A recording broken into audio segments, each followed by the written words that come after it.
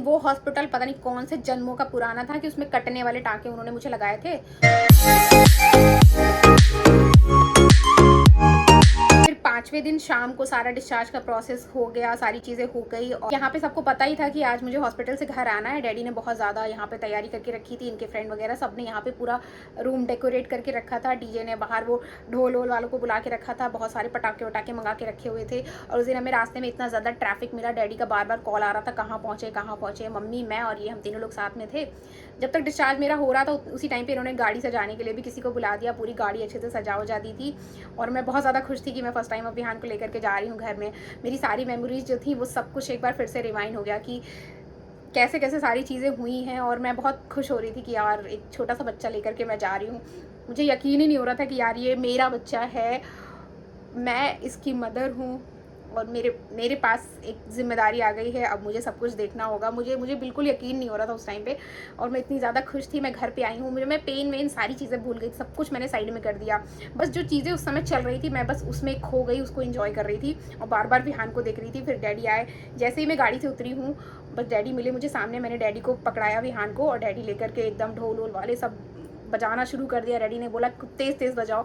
उसके बाद फिर जीने पे चढ़ने की बारी आई तो ये लेकर के विहान को जीने पे चढ़ रहे थे और ढोल वाले पीछे पीछे बजाते हुए पूरा घर तक आए थे। सभी लोग बहुत ज़्यादा खुश, पूरा आसपास का मोहल्ला, पूरा एरिया सब जान गए कि हाँ आज तो घर में किसी की एंट्री हुई है। घर पे जितने लोग थे सब लोग बहुत ज़्यादा खुश थे और मैं बहुत ज़्यादा खुश थी। मैं विहान को लेकर के आई हूँ, मेरा रूम पूरा डेकोरेट इन्होंने करा रखा था। मैं देख के इतनी ज़्यादा खुश हो गई, मैंने कहा बस यही चाहिए था। सब कुछ मैं भूल गई उस टाइम पे और बस मैं विहान को लेकर के आई हूँ और यहाँ पे बैठी हूँ अपने पास। बार बार मैं बस उसको देख रही हूँ। मुझे लग रहा है कि यार कैसे इतना टाइम निकल गया। अभी बस लग रहा है कि अभी जल्दी की ही तो बात थी कि मेरी शादी हुई थी, मैं इस घर में पहली बार आई थी और मैंने पहली बार इनको बताया कि यार मैं प्रेग्नेंट हूँ। और मुझे बिल्कुल सपना लग रहा था कि अब मेरे पास एक छोटा सा बच्चा है मेरे पास। पूरी लाइफ मेरी चेंज हो गई उस टाइम पे। बहुत खुश थे सब लोग। घर पे खाना वाना अपने खाया, उसके बाद सब लोग लेट गए। ये सब चीज़ें चल रही थी बट साइड में एक चीज़ थी जिसे मैं इग्नोर करते आ रही थी, वो था मेरा फीवर। मेरी डिलीवरी के बाद से वो कभी गया ही नहीं। वो हर 6 से 8 घंटे की गैप में मुझे फीवर रेगुलर आ जा रहा था। ये सारी चीज़ें चल रही थी, उस बीच में मैं उसको भूल ही गई। फिर जब मैं थोड़ा सा रात में, फिर मैं सो रही थी, मैं रात में फीड कराने के लिए जब मैं उठी हूँ विहान को, तो उस टाइम पे मुझे विहान फीड अपने आप कर नहीं पाते थे, मुझे निकाल के उनको फीड कराना पड़ता था। बट मैं ट्राई करती थी कि बीच बीच में मैं लगाऊँ उसको ताकि वो अच्छे से लैच कर पाए। विहान ने रोना स्टार्ट किया और उसी टाइम पे मुझे बहुत ज़्यादा तेज़ फीवर था। मम्मी ने जब सुना कि विहान रो रहे हैं तो मम्मी मेरे पास आकर के बैठती हैं। उन्होंने मेरी हेल्प की, मुझे निकालने में फीड मतलब मिल्क निकालने में उन्होंने मेरी हेल्प की और मैंने निकाल के दिया तो मम्मी ने विहान को फीड कराया। फिर विहान तो सो गए, फिर इन्होंने मेरे को दवा दी रात में और मैं खा करके सो गई हूँ। फिर मैं मॉर्निंग में उठी हूँ, उठने के पहले ही 6 घंटे का गैप नहीं हुआ मुझे फिर से फीवर आ गया। फीवर मुझे कंटिन्यू था। मॉर्निंग में मैं उठी हूँ, फिर मैंने मेडिसिन खाई, फिर मैंने फीड दिया निकाल के विहान को, विहान ने फीड पिया। तो घर पे सबका यही था कि फीड नहीं करा पा रही हूँ मैं, इसी वजह से मुझे फीवर आ रहा है। और जब एक बार विहान ने फीड करना स्टार्ट कर दिया तो फीवर अपने आप नॉर्मल हो जाएगा। तो मैं बीच बीच में ट्राई करती रहती थी विहान को लगा के कि एक बार वो लैच करना स्टार्ट कर देगा तो मेरा फीवर नॉर्मल हो जाएगा और विहान अच्छे से फीड भी कर पाएंगे, क्योंकि प्रेस करके निकालने में उतना आता नहीं है। मैं 5 को मैं हॉस्पिटल से ही आई थी, 5 दिन इधर हो गए और उसके बाद 6 7 8 9 दिन हो गए मेरा फीवर नहीं कम हो रहा था। इस बीच में बहुत सारी चीज़ें मैंने ट्राई की हैं। घर पे जो भी थे सब बोलते थे कि ये बस फीडिंग की वजह से ही है। और मैं मेडिसिन भी खा रही थी, एंटीबायोटिक्स मैंने साथ में लेना स्टार्ट किया, ओरल जो टैबलेट्स थी कि शायद कुछ इन्फेक्शन होगा इस वजह से ये सारी चीज़ें होंगी। डॉक्टर से जो वहाँ पे मेरा ऑपरेशन हुआ था उनसे हम लोगों ने कॉल पे बात की तो उन्होंने बोला कि नहीं ठीक हो जाएगा, कुछ इन्फेक्शन वगैरह होगा या फीड नहीं कर पा रहा है बच्चा। उन्होंने भी सेम चीज़ बोली कि फीड नहीं कर पा रहा है बच्चा, इसी वजह से होगा और ठीक हो जाएगा। करते करते 6 7 दिन 8 दिन निकल गए। एक सिरप आती है 10 मोला रिस्ट, आप लोग को शायद पता होगा, तो वो भी मुझे सजेस्ट किया घर में कि आप उसको पियो तो उससे फीवर और जो भी इन्फेक्शन होता है वो सारी चीज़ें कंट्रोल हो जाती हैं। तो वो शीशी लेकर के आई मम्मी कि आप ये लो। फिर उसको भी मैंने पीना स्टार्ट किया। वो 2 शीशी मैंने खाली कर दी, लेकिन मेरा फीवर ठीक नहीं हुआ। बाकी मैंने डाइट लेना स्टार्ट कर दिया था। डॉक्टर ने कोई ऐसा रिस्ट्रिक्शन मेरे को बताया नहीं था कि कुछ नहीं खाना है। थोड़ा थोड़ा अमाउंट में मैंने धीरे धीरे खाना भी स्टार्ट कर दिया, लेकिन फीवर मेरा नहीं जा रहा था, मैं चाहे जो कर लूँ। विहान ने, मुझे याद है कि हॉस्पिटल से आने के बाद में 2 दिन के बाद ही और फीड करना स्टार्ट भी कर दिया था। पूरा नहीं कर पाता था, लेकिन मैं ट्राई करती थी कि दोनों साइड चेंज कर करके कराती रहूँ। तो विहान ने फीड भी करना स्टार्ट कर दिया, लेकिन फीवर मेरा ठीक नहीं हो रहा था। ऐसे करते करते 8 दिन निकल गए और हमारे यहाँ पे निकासन होता है बच्चे का, बच्चे को धूप दिखाई जाती है पहली बार डिलीवरी के बाद, तो 11 दिन पे वो हमारे यहाँ होता है। तो घर पे सब लोग उसकी तैयारी करने लग गए कि हाँ निकासन होना है, इन्विटेशन देना है, ऐसे ऐसे फंक्शन करना है, उसकी तैयारियों में बिजी हो गए। मुझे फीवर आता था उस टाइम पे, मैं बहुत परेशान हो जाती थी, मैं लिटरली मैं रोती रहती थी। घर पे बड़ी मम्मी आई हुई थी, एक बार तो मैं रो रही थी, ब्लैंकेट ठंड थी तो ब्लैंकेट ओढ़ के लेटती थी, विहान को साइड में लेटा के, और मुझे फीवर आया तो मैं थक गई। मतलब हॉस्पिटल में 5 दिन, घर आने के बाद 6-7 दिन मेरा फीवर जा ही नहीं रहा था, तो मैं बिल्कुल अंदर से टूट गई और मेरा पूरा बॉडी पेन करती रहती थी। फीवर आता था तो मेरा पूरा शरीर टूटने लगता था, मैं एकदम हार के और मैं रो रही थी। एक दिन बड़ी मम्मी आई, उन्होंने मुझे देखा कि मैं रो रही हूँ, उन्होंने मम्मी को बताया कि देखो प्रीति रो रही है। अब वो आई मेरे पास, कहीं नहीं ठीक है, कोई बात नहीं, होता है, परेशान नहीं हो, अभी चलेंगे दिखा लेंगे, कहीं कुछ होगा तो ठीक हो जाएगा, रो के थोड़ी ना कुछ फ़ायदा है, वो बच्चा भी परेशान होगा, इसको देखो सब कुछ ठीक हो जाएगा। फिर मैंने मेडिसिन वगैरह खा ली, मेरा फिर नॉर्मल हो गया। 8वें दिन मेरे टाँके कटने थे, तो मुझे हॉस्पिटल जाना नहीं पड़ा क्योंकि घर पे ये कर ही लेते हैं। तो इन्होंने मेरे टाँके भी काट दिए, पूरा क्लीन करके टाँके वगैरह काट दिए, उसको फिर से पैक कर दिया। 10वें दिन, अगले दिन निकासन था और 10वें दिन मैं आई हूँ वॉशरूम से और मैं बस लेटी हूँ। मुझे फीवर आना स्टार्ट हो गया था और मुझे जहाँ पे मेरा ऑपरेशन हो रखा था उस एरिया पे मुझे जलन हो रही थी, तो मैं बस ऐसे हल्के हल्के हाथ से इचिंग कर रही थी। तो मैं बस आकर के लेटी हूँ। इन्होंने मेरे से पूछा कि क्या हुआ, मैंने बोला हल्की सी जलन हो रही है। इन्होंने बोला लो एक बार मुझे दिखाओ। उस टाइम इन्होंने ध्यान से देखा और देखा तो वो एरिया पूरा रेड पड़ा हुआ था, स्वेलिंग हो रखी थी और वो पूरा एरिया रेड था। फिर ये थोड़ा सा परेशान हो गए, इन्होंने बोला कि यार इसमें तो इन्फेक्शन हो गया है लग रहा है। अब मैं डर गई, मैंने कहा यार अभी तो इतनी सारी नीडल्स वगैरह मेरी लगी हुई हैं, अभी ये फिर से क्या हो गया नया। उन्होंने बोला ये ठीक नहीं है, इसको हम लोग कल ही दिखाएंगे, इवन अभी से मैं एंटीबायोटिक स्टार्ट कर रहा हूँ, तुम लो। फिर ये फटाक से नीचे गए, घर पे हमारे यहाँ क्लिनिक है ही, वहाँ से कुछ एंटीबायोटिक्स और वीगो लेकर के आए। अब मैं फिर से रोना पीटना शुरू किया और फिर मेरा पूरा हाथ एकदम छिदा हुआ था। फिर मैंने कहा कि करो, अब करना तो है ही। फिर इन्होंने रात में ही मुझे एंटीबायोटिक स्टार्ट की, वीगो डाला, एंटीबायोटिक लगाई। अब मैंने कहा अब मैं कल निकासन है, घर पे सब गेस्ट आएंगे, मैं कैसे मिलूंगी सबसे, कैसे ऐसे हाथ में वीगो डाल के मैं क्या ही मिलूंगी सबसे।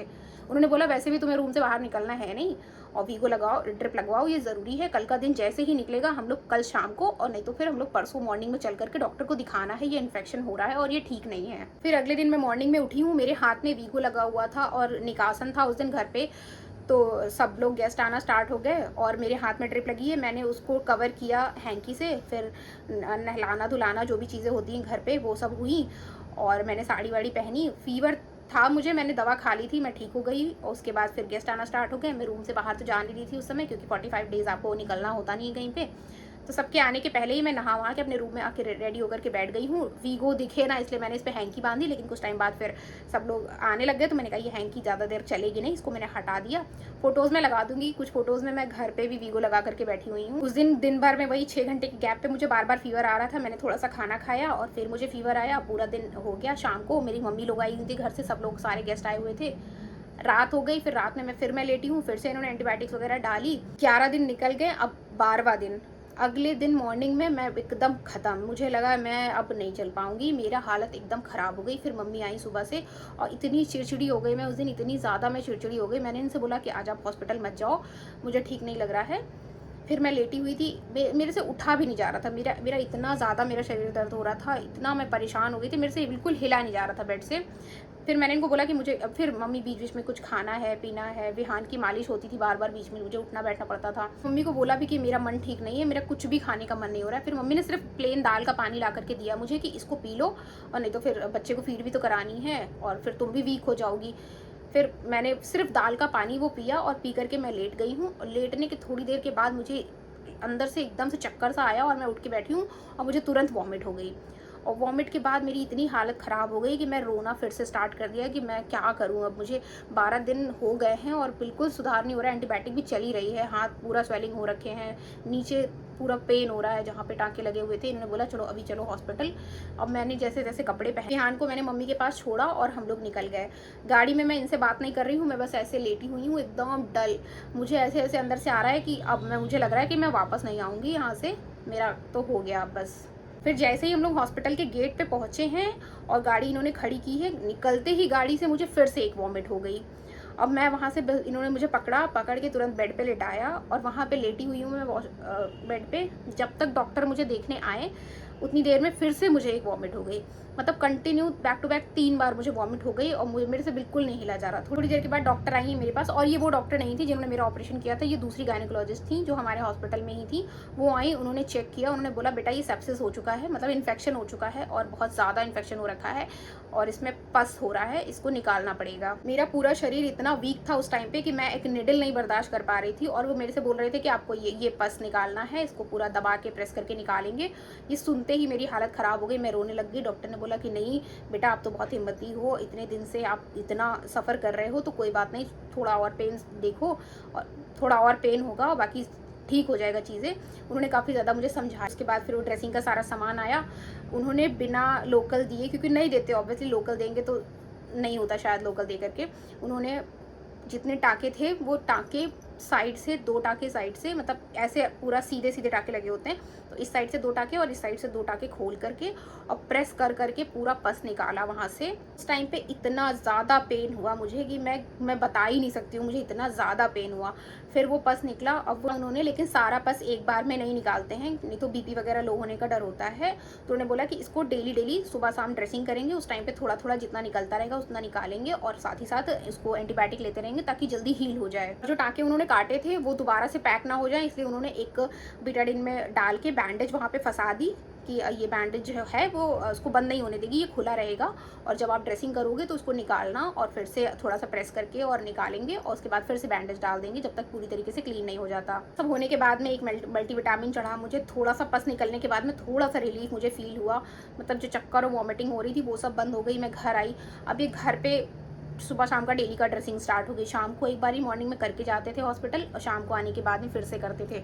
अब मुझे वो प्रोसेस से इतना डर लगने लगा कि शिट अभी फिर से होगा, फिर से पूरा पेन होगा, फिर से दिक्कत होगी। उससे भी ज़्यादा डर मुझे ये सोच के लगता था कि एक तो जो ये टाँके खुले हुए हैं, ये सारे प्रोसेस के बाद में वापस से ये टाँके लगाने पड़ेंगे। फिर भी जैसे तैसे करके मैंने हिम्मत दिखाई, एंटीबायोटिक मेरी ओरल हुई कुछ टाइम के बाद में, और ये पस निकालते रहते थे डेली। उनको ये आके ड्रेसिंग करते थे, मॉर्निंग में करते थे, इवनिंग में करते थे। फिर बाद में इन्होंने मॉर्निंग का बंद कर दिया, इवनिंग में किया। फिर एक अल्ट्रासाउंड हम लोगों ने कराया, उसमें सारी चीज़ें नॉर्मल आई, और जो हमारा टाँके थे इन्होंने बोला कि ड्रेसिंग आप करो और इसको 24 घंटे खोलना मत। तो उन्होंने ड्रेसिंग करके पैक कर दिया। 24 घंटे के बाद जब इन्होंने ड्रेसिंग खोली तो जो वो मेरे टाँके वाली जगह थी वो हील हो चुकी थी, अपने आप पैक हो चुका था, मतलब उसमें दोबारा टाँके नहीं लगाने पड़ते। तो वो सुन के मैं थोड़ा सा खुश हो गई कि चलो इस चीज़ से एटलीस्ट रिलीफ मिला मुझे। फिर अल्ट्रासाउंड में सारी चीज़ें नॉर्मल आ गई थी कि हाँ बस नहीं है, कोई इन्फेक्शन नहीं है, बट ये जो थोड़ा सा घाव है इसको हील होने में थोड़ा सा टाइम लगेगा, तो इसको कवर करके रखना है, इस पर मेडिसिन लगाते रहनी है, और जो खाने वाली मेडिसिन है वो खाते रहनी है। इतना सब कुछ होने के बाद में 1 हफ्ते का टाइम मैंने लिया, उसके बाद में पूरी तरीके से हील हो गई। मेरा फीवर भी ख़त्म हो गया और मैं फीड भी विहान को अच्छे से कराने लग गई थी, सारी चीज़ें ट्रैक पे आ गई। मुझे ऐसा लगता है कि मेरे पास इतना हेल्पफुल फैमिली नहीं होती तो शायद इन सारी चीज़ों से मैं कभी डील नहीं कर पाती। मेरे हस्बैंड इतना ज़्यादा सपोर्टिव, मेरी पूरी फैमिली इतनी ज़्यादा सपोर्टिव हर चीज़ में। जब मैं फ़ीवर में थी, मैं दिक्कत में थी, उस टाइम पे बच्चे को मैं बिल्कुल नहीं देख पाती थी। पूरा टाइम बच्चा मम्मी के पास रहता था, मम्मी संभालती थी, डैडी संभालते थे, घर में जो भी थे सब संभालते थे। मैंने बिल्कुल ध्यान नहीं दिया उस टाइम पर, क्योंकि मेरी खुद की हालत ख़राब थी, मैं बच्चे पर ध्यान नहीं दे पाती। तो मैं बहुत ब्लेस्ड हूँ कि मेरे पास इतनी अच्छी फैमिली है, इतना सपोर्टिव फैमिली है। मेरे हस्बैंड इतना ज़्यादा सपोर्टिव हैं, उनके और फैमिली की सपोर्ट की वजह से मेरी प्रेगनेंसी जर्नी इतनी हॉरिबल होते होते बच गई है, और मैं काफ़ी चीज़ों से मैं रिकवर कर पाई हूँ सिर्फ और सिर्फ उनकी वजह से। अगर उनका सपोर्ट नहीं होता तो चीज़ें और ख़राब हो सकती थी। रही बात प्लेसेंटा की, और वो जो फाइब्रोसिस था वो सब उस टाइम पे मुझे ध्यान ही नहीं आया। बाद में जब मेरा अल्ट्रासाउंड हुआ तो अल्ट्रासाउंड के टाइम पे मैंने उनको बोला कि मेरा फाइब्रोसिस भी था उसमें, तो उन्होंने बोला नहीं कुछ भी नहीं था, जो आपके बच्चे का कैपुट था वो सर के अंदर ही, बच्चे का साइज़, जो सर का साइज़ था वो थोड़ा सा बड़ा हुआ था, और वो आपके अम्ब्लाइकल के पास में आके दिखता था आपको, वहाँ पर रुक गया था। बच्चे का फेस मूव होता था, बच्चे की पूरी बॉडी मूव होती थी, बट जो कैपुट वाला एरिया था वो वहाँ पे अटका हुआ रहा होगा, इसी वजह से वो आपको ऊंचा ऊंचा सा फील होता था। और वैसा कुछ है नहीं, अल्ट्रासाउंड में कुछ नहीं आ रहा, ना ही तो फाइब्रोसिस है। और मैं फील भी किया ना मैंने, तो जहाँ पे वो मुझे लगता था कि ऊंचा ऊंचा सा, वो कुछ नहीं था, सब कुछ नॉर्मल हो चुका था। और प्लेसेंटा की पोजीशन मैं बताई चुकी हूँ आप लोगों को। और प्लेसेंटा की पोजीशन, तो जब आपका बेबी बम ऊपर जाता है तो साथ में, अगर लो लाइन प्लेसेंटा है, नीचे साइड पे स्टिक हो गया है, तो जब बेबी बम ऊपर जाएगा तो प्लेसेंटा भी साथ में ऊपर जाता है। वो लास्ट वीक में आपके पता चलेगा। जब आप 3rd ट्राइमेस्टर में एंटर करते हो तो वो धीरे धीरे जैसे जैसे आपका बेबी बम ऊपर की तरफ जाता है वैसे ही प्लेसेंटा भी साथ में ऊपर चला जाता है। प्लेसेंटा को लेकर के आपको परेशान होने की जरूरत नहीं है। हाँ, लो लाइन प्लेसेंटा बहुत लोगों का आता है, बहुत ज़्यादा कॉमन है, लेकिन आपको परेशान होने की जरूरत नहीं है। कुछ प्रिकॉशंस होते हैं जो आपको करने हैं। अगर आपको उसके ऊपर वीडियो चाहिए तो मैं एक सेपरेट वीडियो बना दूंगी। गाइस, ये थी मेरी delivery complication women's birth story. I hope आप लोगों को सुन के थोड़ा सा हेल्प हुआ होगा, आप लोगों को थोड़ा सा इंटरेस्ट आया होगा। ऑब्वियसली मुझे तो अच्छा लगा ही है कि मैंने आप लोगों के साथ में मेरी प्रेगनेंसी जर्नी और बर्थ स्टोरी सारी चीज़ें शेयर की हैं। पोस्टमार्टम को मैंने इसमें अच्छे से एक्सप्लेन नहीं किया है, उसके ऊपर मैं सोच रही हूँ एक सेपरेट वीडियो बनाऊंगी जिसमें मैं एक एक चीज़ अच्छे से एक्सप्लेन करूँगी। मुझे काफ़ी ज़्यादा अच्छा लगा आप लोगों के साथ में मेरी स्टोरी शेयर करके, आप लोगों को मे बी हेल्प हुई हो इससे कुछ भी। और अगर वीडियो पसंद आया तो प्लीज़ वीडियो को लाइक करिएगा, चैनल को सब्सक्राइब नहीं किया है तो प्लीज़ चैनल को सब्सक्राइब कर लीजिएगा। मिलती हूँ नेक्स्ट वीडियो में, तब तक के लिए बाय।